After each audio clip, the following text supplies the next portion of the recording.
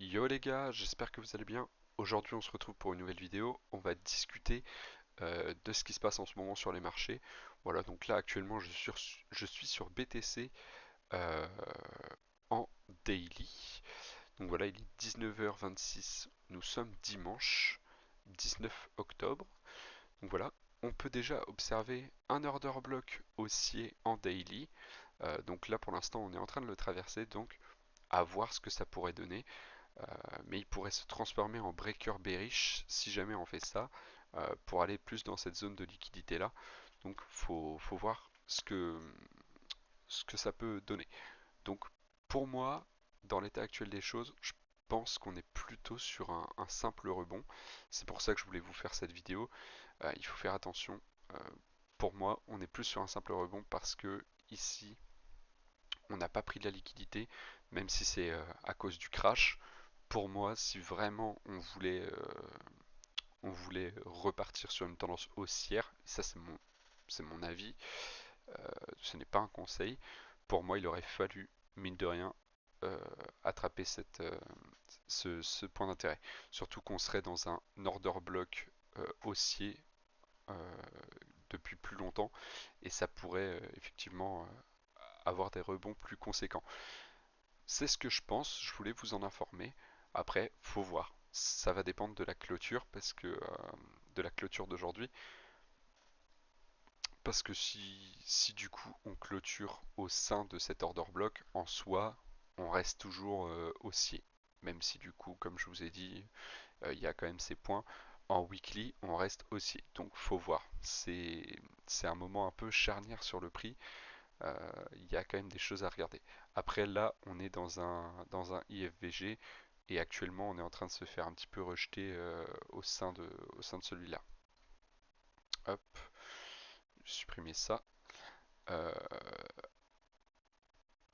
pour l'instant, ouais, on est contenu dedans. On se fait rejeter pour l'instant. C'est un petit. Après, on a un order block baissier ici. Donc, faut voir. Peut-être que le rebond peut se poursuivre. Mais en soi, après la casse de ce plus bas, ça pourrait indiquer un changement de tendance. Mais comme je vous ai dit, pour moi, ouais, ça n'a pas trop la tronche d'un bottom tout ça. On n'a pas pris la liquidité et même si c'est spécial, je pense qu'il faudrait quand même. Et souvent, le week-end, on peut observer des rebonds comme ça. Voilà, faut pas tomber dans ces pièges-là. On a été très compressé ce week-end-là. Faut juste que je regarde ici sur celui-là les bandes de Bollinger. Hop, bande, Bollinger Band. Voilà comment on était. Ouais, on a quand même fait quelque chose d'assez propre ici. On est venu toucher la borne basse pour ensuite rebondir. Donc ouais, c'est quand même plutôt joli ce qu'on fait, mais faudra voir vraiment la clôture de cette semaine et aussi l'ouverture de la semaine prochaine, parce que du coup, les marchés futurs ont clôturé à 107 220, voire même 106 675. Là, il y a marqué ça, donc je sais pas trop. Euh, donc là voilà, là je suis sur le contrat du CME, donc c'est tout ce qui est ETF et tout ça. Euh, donc voilà, faudra voir parce que du coup s'il y a un gap CME qui se crée, on aura aussi des raisons de croire qu'on pourrait venir le combler.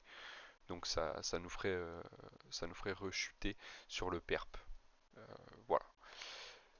Pour ETH, on est comment? On arrive pareil sur cette zone de résistance de l'order block baissier en horaire. Donc faut voir ce que ça va faire. Là pour l'instant, on peut voir qu'on se fait rejeter, donc ça reste à observer. En 4 heures, il n'y a pas trop grand chose. En daily, hop, en daily, en daily, ouais, ça peut le faire parce qu'en soi, on peut repartir en tendance haussière comme ça, mais je sais pas trop, ça reste à observer. Je trouve que c'est un peu moins propre ce qui se passe sur ETH que sur BTC. Voilà, voilà.